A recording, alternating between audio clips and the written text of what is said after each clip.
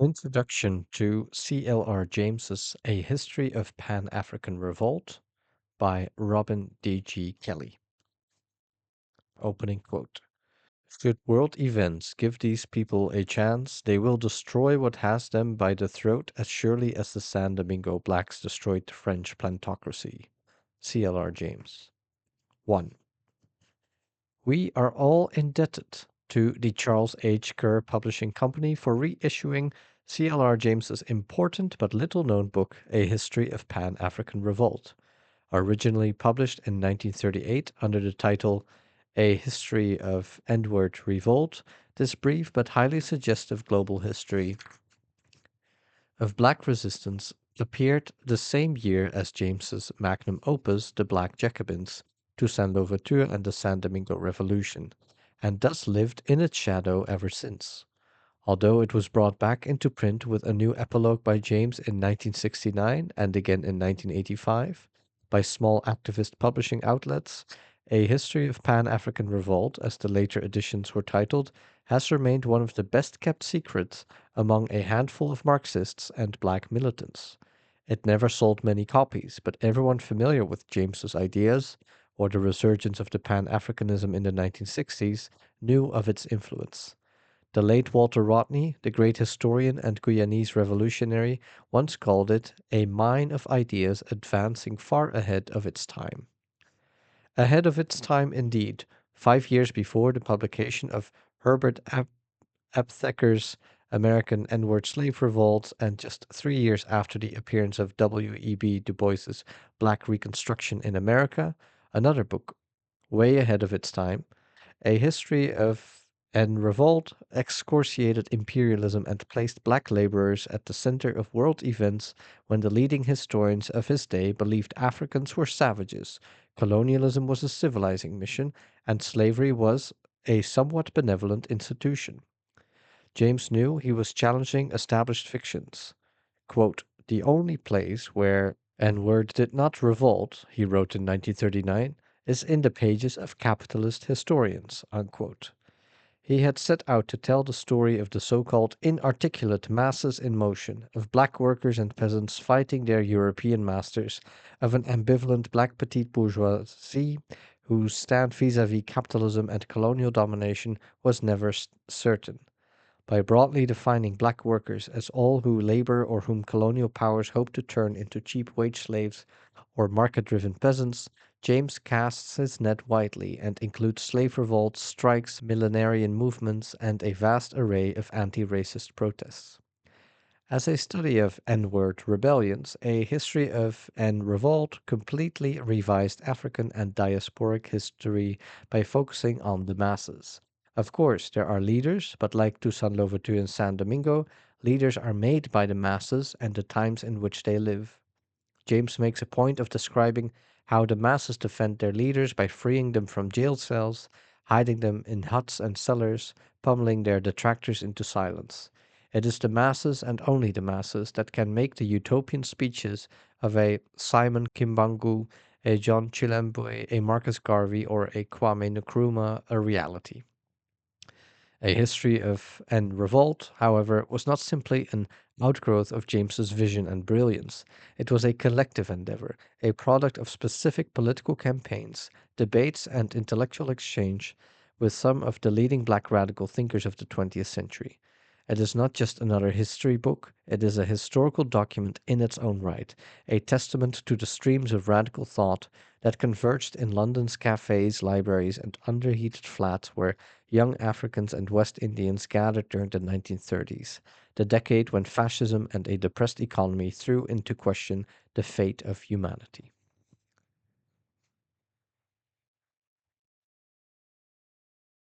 2. Cyril Lionel Robert James was barely in his 30s when he began circulating among London's black radicals, and given his background, living the life of a Marxist intellectual with Pan-Africanist leanings was hardly what he or his parents had in mind. The son of a school teacher born in the small village of Tunapuna, Trinidad in 1901, James was raised solidly middle class, at least in terms of cultural capital, if not actual money. He read Thackeray and Shakespeare with enthusiasm, and due to his mother's influence, he became an inveterate reader of history, literature, and to a lesser degree, politics. He refused to stay within the boundaries of bourgeois culture, however. He, ad- he adored carnival, calypso, and jazz, despite his Puritan mom's warnings, and he deeply loved the game of cricket. After earning a school certificate from Queen's Royal College in 1918, he decided to stay in Trinidad and become a schoolmaster. In his spare time, he wrote and lectured on many topics, including calypso and cricket, and soon developed a reputation throughout the island as a brilliant young scholar with intelligent things to say about Caribbean popular culture. He was drawn to nationalist politics when Captain Arthur Cipriani, the celebrated Trinidadian labor leader of French Creole heritage, asked him to write articles on cricket and assorted cultural and political issues for The Socialist, the organ of the Trinidad Workingmen's Association, TWA. James went on to write a pamphlet titled The Life of Captain Cipriani, an account of British government in the West Indies, which was published in Trinidad in 1932. An abridged version appeared a year later in England under the title The Case for West Indian Self-Government. While the pamphlet and his work with the Socialist represents an early stage in James' politicization, he was still a long way from the militant anti-imperialist he would eventually become. Never an activist for the TWA, James identified with the Labour Party and firmly believed in parliamentary politics. But England changed all that. In 1932, James left his homeland to assist Sir Leary Constantine, the great West Indian cricketer turned lawyer, write a book on cricket and English society. To make ends meet, James took a job as a cricket correspondent for the Manchester Guardian and settled down in Lancashire. It was in Lancashire that he began his rapid drift to the left. His discussions with local workers made him more critical of capitalism and compelled him to study the classics of Marxism, including the book that would have a profound impact on his conception of history, Leon Trotsky's three-volume History of the Russian Revolution. After relocating to London, he found his way into the Trotskyist camp and soon emerged as one of its main spokespersons. Indeed, by 1937 he had published a major book titled World Revolution, 1917 to 1936, The Rise and Fall of the Communist International, which happened to be the first Trotskyist history of the Comintern ever published. Thus it was a budding Trotskyist and supporter of the Independent Labour Party that James entered London's hotbed of black anti-colonial and pan-Africanist politics. They came from different colonies and different ideological camps, but they all shared a patriotic love for the motherland and her wayward children. Some, like Egyptian Duz Muhammad Ali, veteran Pan-Africanist and founder of the African Times and Orient Review, were longtime residents of London. Others, such as Sierra Leonean radical Ita Wallace Johnson, Kenya's future President Jomo Kenyatta, and the Guyanese-born T. Ras Makonnen, born George Thomas Nathaniel Griffith, were, like James, fairly recent newcomers. These young intellectuals did more than talk. They formed a variety of political organizations and associations in London and throughout Europe, including the West African Students Association, the Ethiopian Progressive Association, and the League of Colored Peoples founded by Jamaican physician Harold Moody. One of the most important men among these circles turned out to be James's childhood friend Malcolm Nurse, now known as George Patmore. He had become a leading figure in the international communist movement. He left Trinidad for the United States as a young man and joined the Communist Party almost as soon as he stepped off the boat in New York Harbor. A militant organizer while at Howard University in Washington, D.C., Patmore rose quickly within the communist ranks and was eventually sent to study in the Soviet Union. So popular was that So popular was he that the citizens of Moscow elected him to the city council. As a student at the University of the Toilers of the East, he could have run into any number of African leaders who, like him, had been drawn to the communist camp. Among the more prominent students were Ita Wallace Johnson, Jomo Kenyatta, and South African communists Moses Kotane, Edwin Mofusanyana, and Albert Nzula. The impressive gathering of black radicals in Moscow not only contributed to the development of a left wing Pan Africanism, but probably shaped Patmore's vision of a black international working class movement that could unite Africa and the diaspora in a coordinated effort to overthrow colonialism, racism, and ultimately capitalism. Thus, when he became secretary of the International Trade Union Council of Negro Workers, ITUCNW, and editor of its journal and Worker, Patmore saw no conflict between his work on behalf of African liberation and the struggle for socialism. In Patmore's view, the ITUCNW, which he first directed from Hamburg until it was forced to move to Copenhagen and then Paris, was much more than the black arm of the Red International of Labor Unions, Pro-Intern. It was the vanguard in the struggle for worldwide black liberation. Unfortunately, Patmore's hopes for the ITUC-NW were dashed almost as soon as it got off the ground.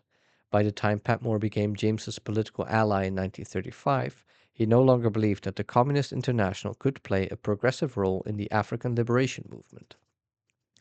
With the transition to the Popular Front, the Comintern made fascism its main priority and put anti-colonial movements on the back burner. In retrospect, perhaps Patmore should have seen it coming, but in 1930 he had good reason to believe in the Comintern's commitment, if not their sincerity, to the emancipation of Africans and people of African descent. As early as 1922, the Fourth Congress of the Comintern adopted a set of theses describing blacks as a nationality oppressed by worldwide imperialist exploitation. Because black workers' struggles were now thought to be inherently anti imperialist, communists were obliged to view black nationalist and anti colonial movements more sympathetically.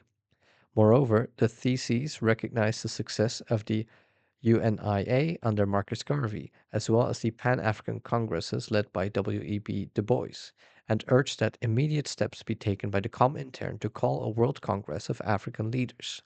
The Comintern did more than appropriate the familiar idioms of Pan-Africanism.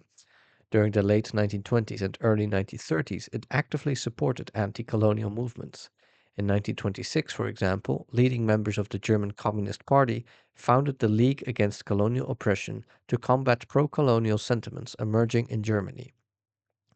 After a successful international conference in Brussels in 1927, it became clear to those in attendance that the League marked an important step toward coordinating various struggles for national liberation in the colonies and semi-colonies, and it served as an intermediary between the Communist International and the anti-colonial movement.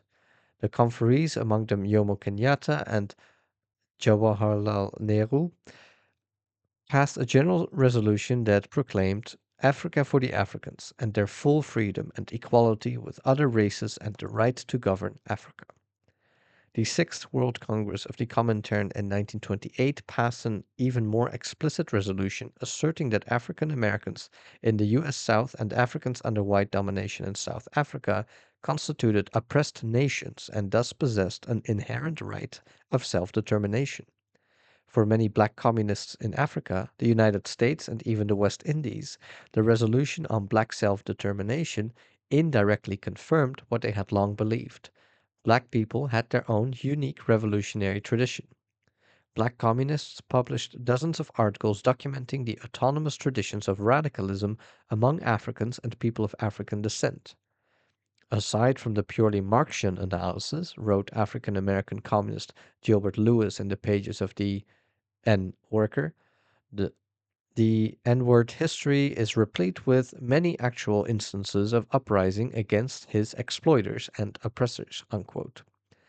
In 1930, Patmore set out to document that history in an important book titled The Life and Struggles of N-word Toilers.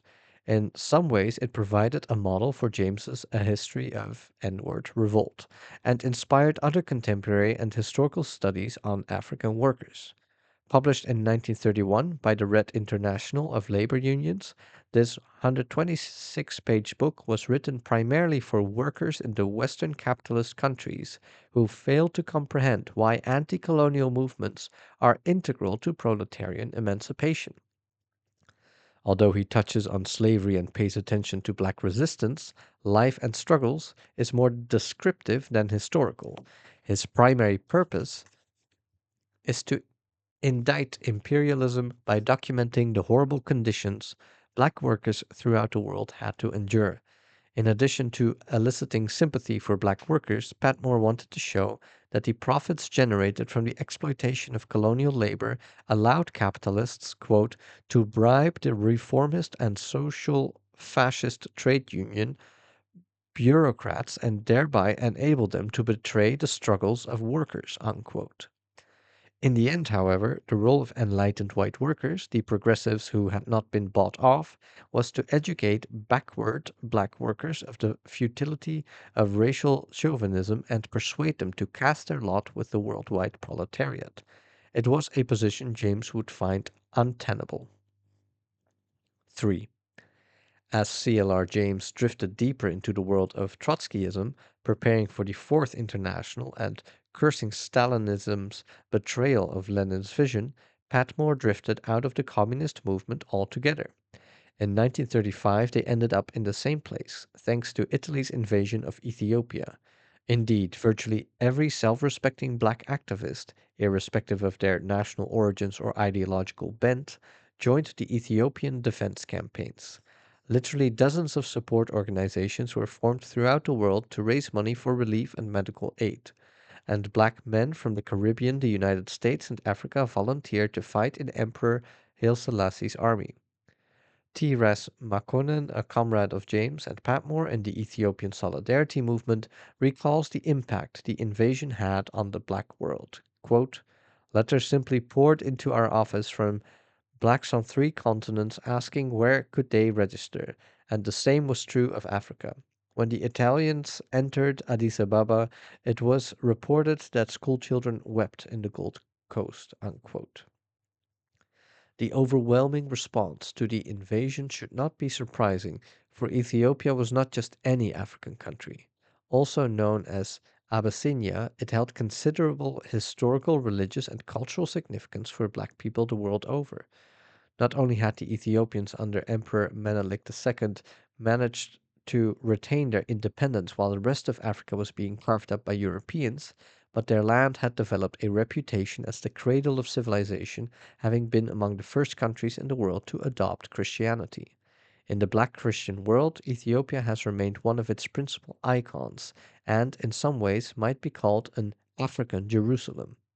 As historian William Scott explained, many African Americans believed that, quote, Ethiopia had been predestined by biblical prophecy to redeem the black race from white rule, unquote.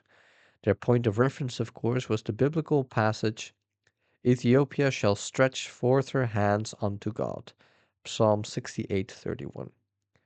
The Garvey movement, whose official anthem was entitled Ethiopia, Thou Land of Our Fathers, made constant reference to this African nation in its songs, rituals, and symbols.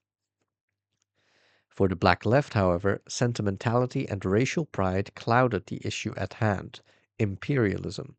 While race scholars praised Abyssinia for its ancient civilizations, its written language, its rulers' proud claim of direct lineage to Solomon and the Queen of Sheba, black leftists discussed a mountainous peasant region in the Horn of Africa ruled by a dying monarchy that did not believe in land reform.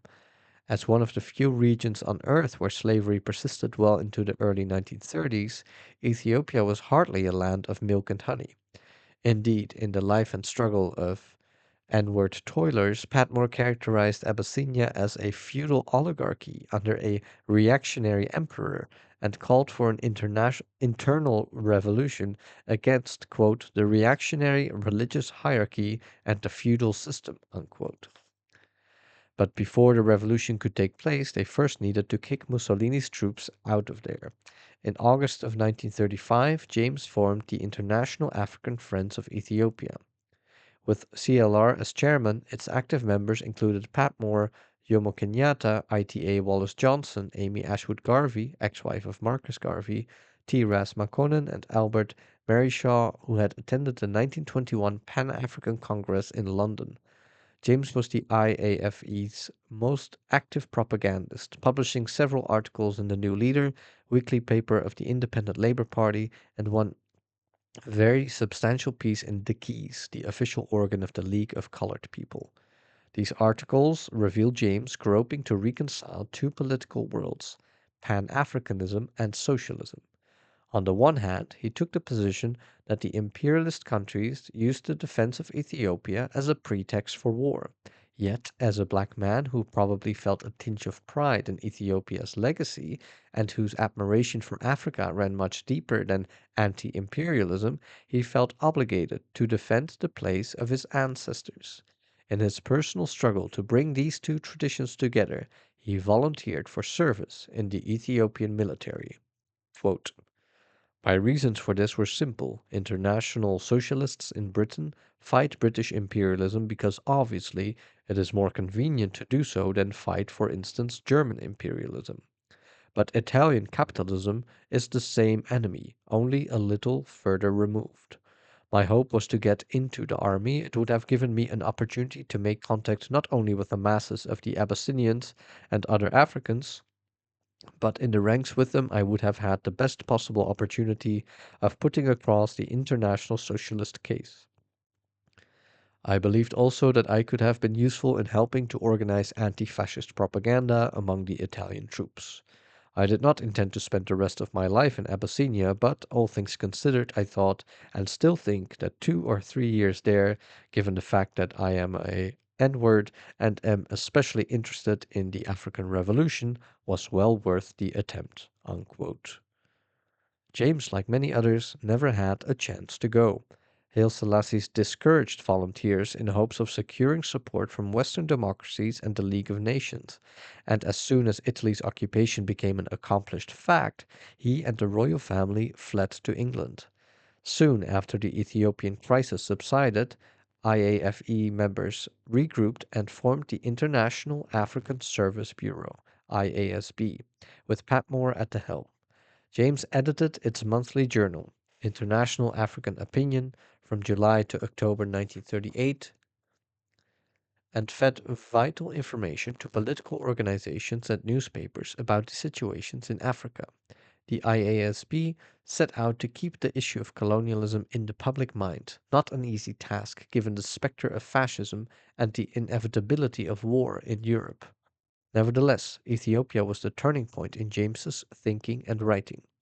The events surrounding the invasion and the failure of Western democracies to come to Ethiopia's defense pushed James beyond European Marxism toward a deeper understanding of the traditions of the Black resistance. In a review of George Patmore's book How Britain Rules Africa, 1936, James lambasted his comrade for suggesting that enlightened sections of the ruling class could play a progressive role in the liberation of Africa from colonial domination. Quote, Africans must win their own freedom, he insisted. Nobody will win it for them. Unquote. James had come to the conclusion that the European working class movement could not win without the African masses, nor the latter without the former, and that only the African masses, workers, peasants, and perhaps some far-sighted intellectuals, fighting on their own terms could destroy imperialism. It was precisely this understanding that produced The Black Jacobins and A History of N-Word Revolt, both published in 1938. These books were not written to appeal to white workers or a sympathetic liberal bourgeoisie. Rather, as Cedric Robinson so aptly put it, they were declarations of war. 4. A History of N-Word Revolt first appeared in September of 1938, just 1 month before James sailed for the United States. Commissioned by Raymond Postgate, a comrade of his in the Independent Labor Party, the 97-page monograph was part of the Fact series published by the party. This is what James had to say about it. Quote, such a book had never been done before. I gathered a lot of material in it, and really I'm astonished now at how much there was that I didn't know. But the book has the virtue that there were all sorts of problems, like the struggles of women, market women in Africa, and so on, that went into it, aside from the historical things like the Haitian Revolution and the blacks in the American Civil War. The book has a peculiar history. Postgate's name got the book sold in bookstores all over the country. When they found out what was in it, some of them carefully hid it. There were places we went to where we found they had hidden it. They put it under a lot of other books, but when you asked for it, they would say, yes, we have it. Unquote. The book was hidden for good reason. Like the N word worker, the ITUCNW organ, which Patmore edited in the early 1930s, it was profoundly subversive. It was a stinging indictment of colonialism, and James took no prisoners, not even his beloved France. Attacking France was not an easy thing to do, especially with fascism on the rise in Europe. The French not only let black colonials become deputies, governors, and cabinet ministers, but at the time James was writing. Prime Minister Leon Blum had become a sort of hero on the left. As the socialist head of the French Popular Front government, Blum actively sought to neutralize fascist attempts to overthrow the Spanish Republic. In the long run, none of this mattered to James. As he put it, imperialism remains imperialism. The French have as black a record in Africa as any other imperialist nation. Unquote. And he proceeded to document that record and the efforts to resist. Just as he had tried to do as editor of International African Opinion, James wanted to make sure that colonialism would not be subordinated to the struggle against fascism, which is why he makes a point of saying that Africans under Italian fascism were no worse off than, quote, an African in the Congo under Democratic Belgium or a Rhodesian copper miner, unquote. The point is clear. There is no kinder, gentler colonialism. What made this book even more subversive is the fact that James places black people at the center of world events. He characterizes uprisings of savages and religious fanatics as revolutionary movements, and he insists that the great Western revolutionaries of the modern world needed the Africans as much as the Africans needed them. The latter point is central to the entire book and is made forcefully in the first chapter on the Haitian Revolution, the world's only successful slave revolt, according to James. Without the French Revolution, he asserts, its success would have been impossible. Unquote. He is not simply talking about strategic support from revolutionary France, especially since the nature of the alliance between the Metropole and San Domingo's black rebels shifted with each regime. Rather, the ideals of liberty, equality, and fraternity transformed segments of the rank and file and the leadership, notably Toussaint Louverture. They embraced the revolutionary doctrine. They thought in republican terms. The result was that these slaves, lacking education, half savage, and degraded in their slavery as only centuries of slavery can degrade, achieved a liberality in social aspiration and an elevation of political thought equivalent to anything similar that took place in France. Unquote. Yet, while a burning desire for liberty articulated in the aims of the French Revolution drove the slave production relations on the plantation organized him.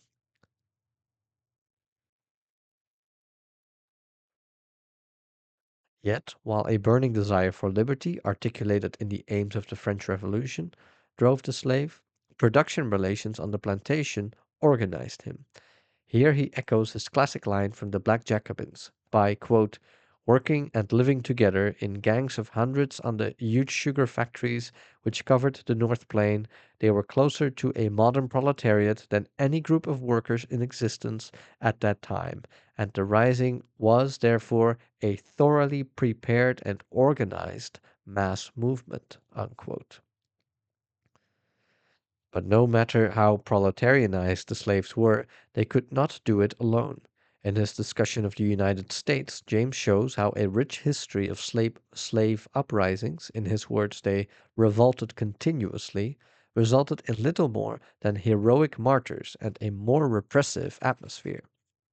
Victory was possible, however, when the conditions resembled that of Haiti. During the Revolutionary era, when poor whites joined slaves, free blacks and mulattoes under the banner of liberty. But because the United States was not a small Caribbean island, the slaves and free blacks were always outnumbered and dispersed. More significantly, slavery was much too important to capitalist development to abolish it on principle. Here we see possibly the beginnings of James's influence on young Eric Williams, a former student of his back in Trinidad. Anticipating Williams' classic study Slavery and Capitalism, 1944, James writes, "Slavery made cotton king. Cotton became the very life food of British industries. It built up New England factories." Unquote. Furthermore, the growing impulse toward abolition was, quote, "not that sudden change in the conscience of mankind so beloved of romantic and reactionary historians, but the climax of a gradual transformation of world economy." Unquote. The U.S. Civil War was the moment of truth, the world event that gave these enslaved and half-starved black folk a chance.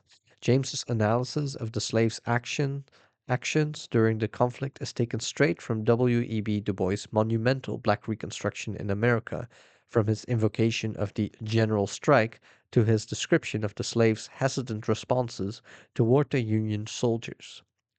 Land was key. Indeed, it was the struggle for land that rendered his newly created peasantry a revolutionary force, for who understands better than the uprooted that land reform was a necessary first step toward emancipation? Quote, "It was so in France in 1789 and in Russia in 1917," James argues. "Peasants today are politically alert as never before." Unquote. It was yet another challenge to Western Marxism, a tradition that had consistently distrusted the peasantry and invested all of its faith in the proletariat. Insisting that the peasantry, in this case ex-slaves, could be a revolutionary force in and of itself was not entirely new. Indian communist M.N. Roy had made a similar point in his 1920 debate with Lenin over the national colonial question. What is unique is James's claim that revolutionary mass movements take forms that are often cultural and religious, rather than explicitly political. He forces the reader to re-examine these seemingly odd movements with new eyes, to take the beliefs and superstitions of Africans and African descendants seriously. Perhaps he came to this conclusion independently, for his first and only novel, Minty Alley, and his 1936 play about Toussaint Louverture demonstrate an amazing sensitivity to the power of religion and culture as major social and political forces in black life. Or perhaps he was moved, as many people were, when he reached page 124 of Du Bois's Black Reconstruction and found his brilliant defense of the power of the divine. Quote, "Foolish talk, all of this, you say, of course, and that is because no American now believes in his religion. Its facts are mere symbolism, its revelation vague generalities, its ethics a matter of carefully balanced gain. But to most of the 4 million black folk emancipated by civil war, God was real. They knew him. They had met him personally in many a wild orgy of religious frenzy or in the black stillness of the night." Unquote.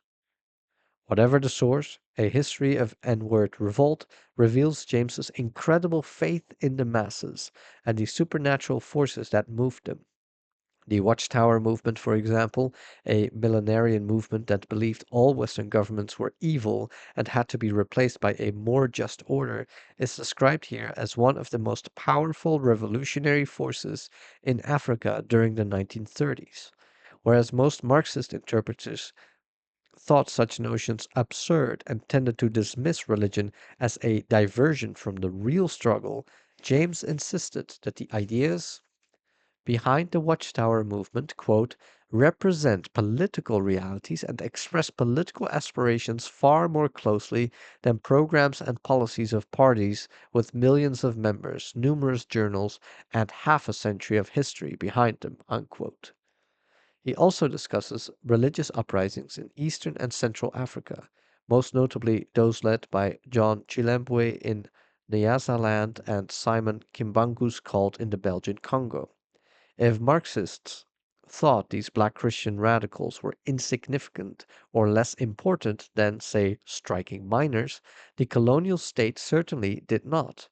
Even the smallest challenge from these sects was met with immense repression and violence. At the very least, James anticipated a later generation of historians who viewed these religious based movements as the source for some of the most violent anti colonial contests of the 20th century. James's biggest leap of faith is his discussion of Garveyism.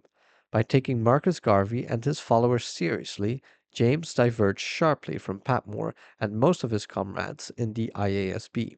In fact, Patmore, who, along with other IASB activists, used to heckle Garvey when he spoke at Hyde Park, had once written that Garveyism was, quote, the most reactionary expression of N-word bourgeois nationalism, unquote, and therefore completely, quote, alien to the interests of the N-word toilers. Although James criticizes Garvey for his limited racial outlook, his collaboration with the imperialists and American racists, notably the Ku Klux Klan, and his inability to see the virtues of industrial organization, he nonetheless acknowledges that Garvey had built the largest black mass movement in history. So rather than dismiss Garvey as a charlatan, James tries to understand his appeal. He had no other choice. Throughout A History of N-Word Revolt, James hammers home the point that the masses have the capacity to move on their own, to throw up their own leaders, to understand the situation at hand. If Garvey had merely duped his followers, then a good proportion of the black world were dupes. The success of Garveyism, James suggests, has a lot to do with the peculiar and complex nature of racism. While many of his radical contemporaries focused in on the political, economic, and structural aspects of racism, James's chapter on Garvey explores its cultural and psychological dimensions. Instead of emphasizing how racism is used to divide the working class, he concentrates on how it is lived and experienced. Quote, how the N word is made to feel his color at every turn. Unquote. In a world where the very humanity of dark skinned people was perpetually assaulted and questioned, Garvey gave his followers a sense of history and personhood. By linking the entire black world to Africa and to each other, he turned a national minority into an international majority. In James's words, he made the American N-word conscious of his African origin and created for the first time a feeling of international solidarity among Africans and people of African descent. Unquote. James's recognition of the revolutionary potential of black nationalism should have made A History of N-word Revolt an instant classic among the left. By the late 1930s, virtually all left-wing movements were floundering on the N-word question, including the communists who had abandoned self-determination in favor of the Popular Front. In 1939, a year after James left England for the United States, he tried to persuade Leon Trotsky himself at a summit meeting in Coyoacan, Mexico, that the left needs to support autonomous black movements on their own terms, and that the struggle against racism and for democratic rights is primary to the struggle for socialism. Black nationalism, he insisted, was not some diversion from the class struggle, but a revolutionary force to be reckoned with. Unfortunately, James was about 3 decades too early, or the left was 3 decades too late. In the meantime, A History of N-word Revolt remained hidden, just as James remembered. And to the many Marxists who still believed that the proletarian revolution would take the form of an industrial workers' uprising with themselves in the vanguard, the book made no sense. It was not until a new generation of Afro-coiffed young militants discovered this little book that its full import would be recognized. 5. When Drum and Spear Press, a black nationalist-oriented publishing house in Washington, D.C., decided to inaugurate their company by reissuing A History of N-Word Revolt in 1969, James had just been allowed to re-enter the United States the year before. He had been deported to England in 1953. The press was an outgrowth of the Drum and Spear Bookstore, a black activist-oriented outlet founded in 1967 by about a half dozen former Southern civil rights organizers who had moved back to Washington. In addition to running the bookstore, they established a community school called the Center for Black Education. Frustrated by the dearth of books by or about black people, the Drum and Spare Collective decided to publish their own books and bring important works back into print. By this time, members of the collective had grown fairly close to C.L.R., who had moved to Washington a year after Drum and Spare Bookstore was founded. They had come to know James through Federal City College, some of them having been fellow faculty members there. His 16th Street apartment soon became a kind of meeting ground for these young activists slash intellectuals to discuss black liberation, community organizing, history, sociology, politics, and a whole host of issues. Indeed, James not only participated in discussions leading to the founding of Drum and Spare Press, but it was he who volunteered A History of N-Word Revolt as its first title. The Drum and Spare Collective was happy to oblige, for they clearly respected James as an elder mentor for their generation. In the introduction to the new edition, Marvin Holloway of the Center for Black Education characterized James as a living revolutionary who had seen and experienced struggles that most young militants only read about. At a time, quote, when black people throughout the world are clamoring for self knowledge, the 68-year-old C.L.R. has become a great source of wisdom and counsel to youth in the resistance movement. Unquote. And what better time to be a source of wisdom and counsel? The year he returned to the United States, Martin Luther King Jr. had been assassinated. The ghettos were in flames. The Black Panther Party was making front page news. Militant college students were demonstrating for Black Studies departments. And Republican Richard Nixon was elected president on the promise of crushing the wave of dissent that threatened to destroy American civilization. James himself had just concluded a lecture tour in East and West Africa, so he was returning with first-hand knowledge of the situation in the newly independent African states. Along with the new title, A History of Pan-African Revolt, James added a 43-page epilogue titled The History of Pan-African Revolt, a summary 1939 to 1969, which briefly explores decolonization in Africa, the civil rights movement in the United States, and recent conflicts in the Caribbean. The epilogue is important for it reflects James's intellectual and political development since the book first appeared 3 decades earlier as a fact monograph of the British Independent Labour Party. He does not simply attach more episodes of Black Rebellion to the story, he adds substantively to the conceptual framework he had developed in the first edition. First, the epilogue gives us an even stronger defense of black nationalism than the earlier chapters had. Of course, by the 1960s, black nationalism itself had become more forceful and radical, adopting a rhetoric and style far more militant than anything Marcus Garvey had imagined. Some black nationalists in the United States talked of armed struggle, expressed solidarity with other anti colonial movements, learned African languages, and most importantly, identified with the ghetto poor. But James's growing appreciation for the revolutionary potential of black nationalism can be traced back much further, at least to the Second World War.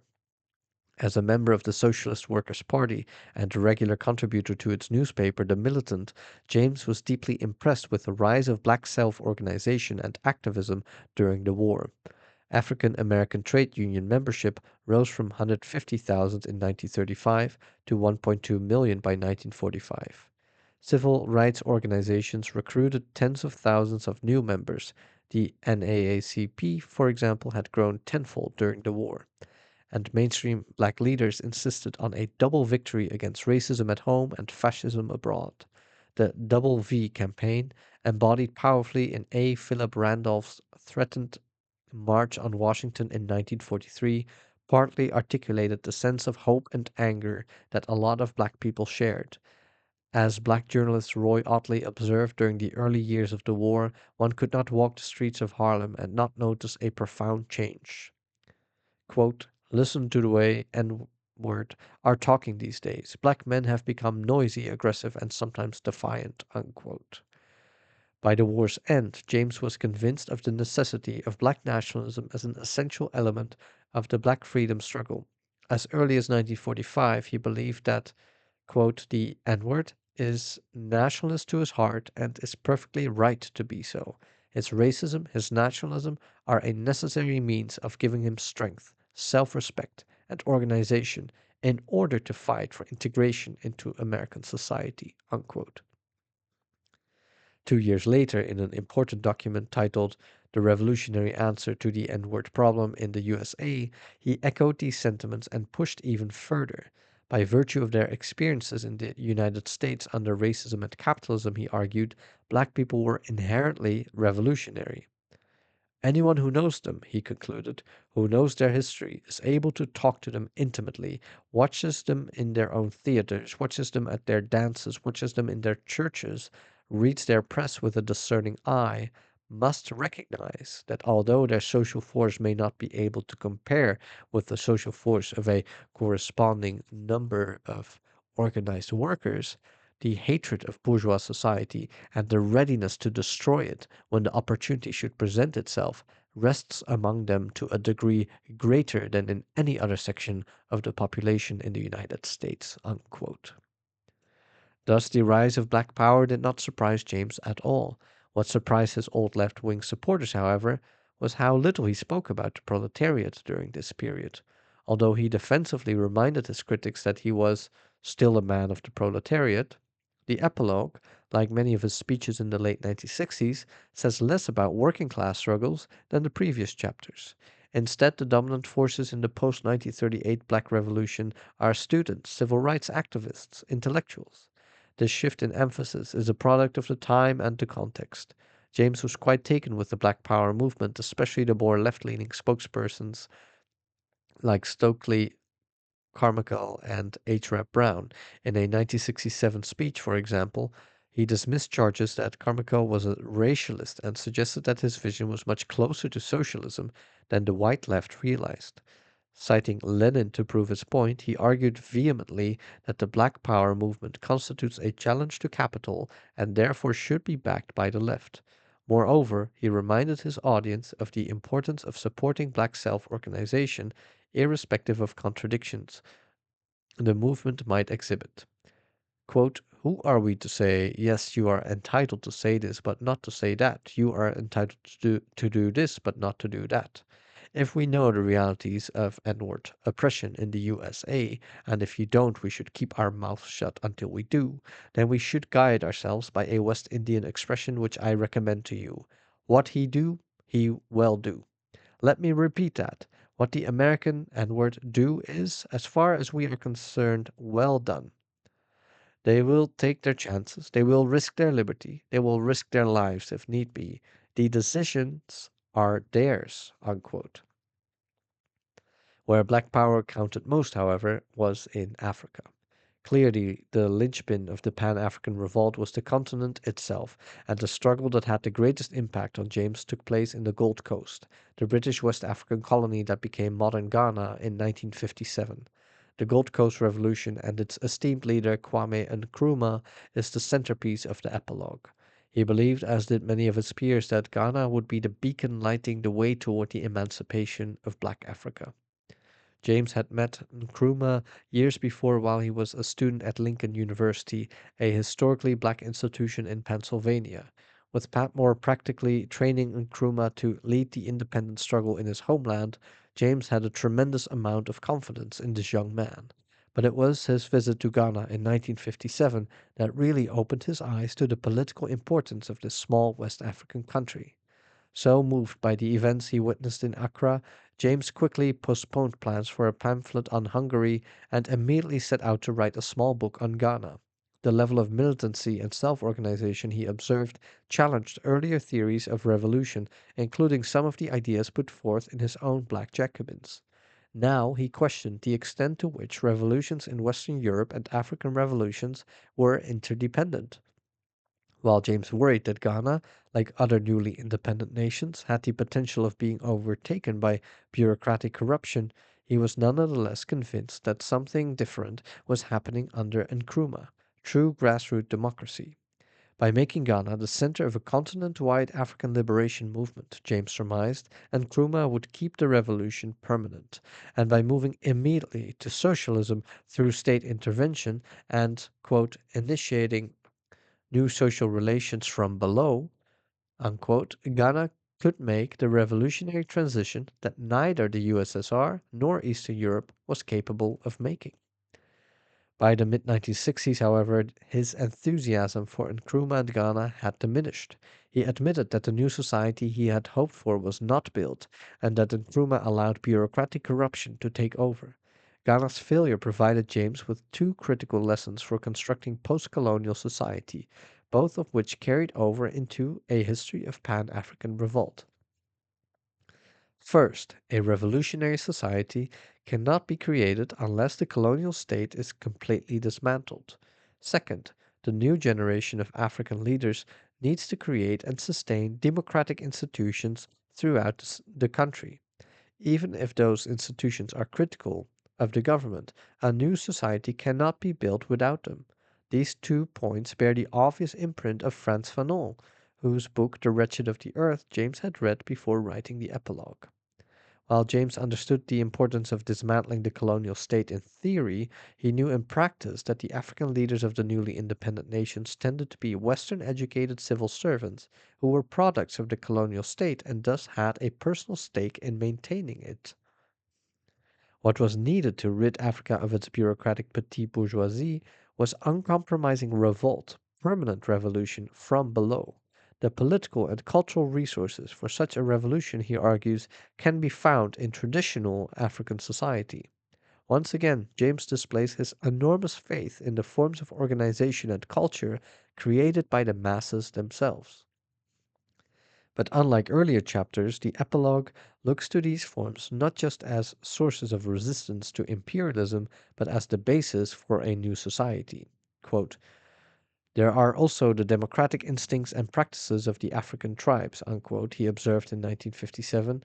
Quote, not those damned chiefs with their feathers and umbrellas and stools made into petty tyrants by the British government, but the old tribal method of appointing them by election and throwing them out if they were unsatisfactory, unquote.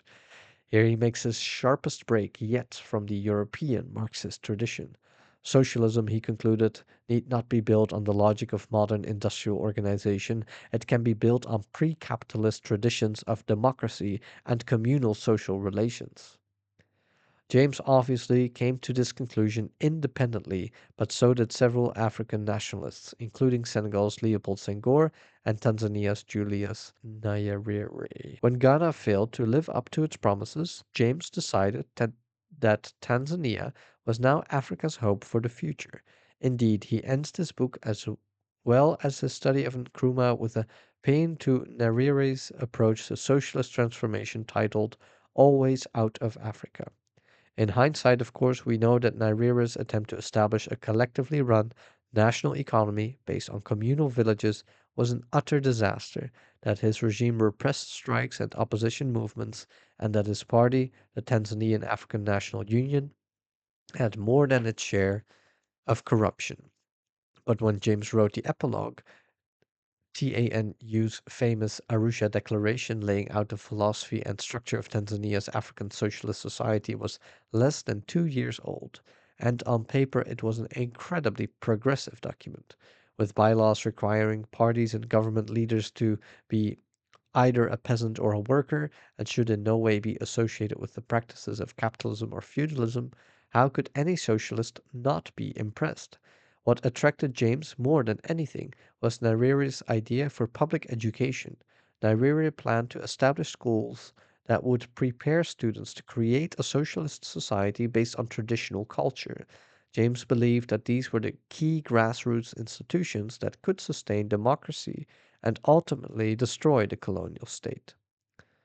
The book closes on a hopeful note. Nyerere had not only found a revolutionary path for Africa, but made the most important contribution to Marxist thought since Lenin. As we now know, James was wrong on the first count, and depending on who you talk to, some might say he was wrong on both counts.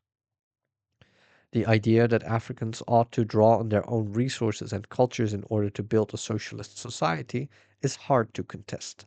The problem lies in the belief that pre colonial African societies were inherently democratic and practiced a form of primitive communism that could lay the groundwork for modern socialism. Several historians have challenged this romantic view of Africa's past, exposing the level of class and gender exploitation internal to so called traditional societies. That James accepted this view does not diminish in any way James's brilliance or the profound insights this book has to offer. Rather, it simply means that he is no fortune teller.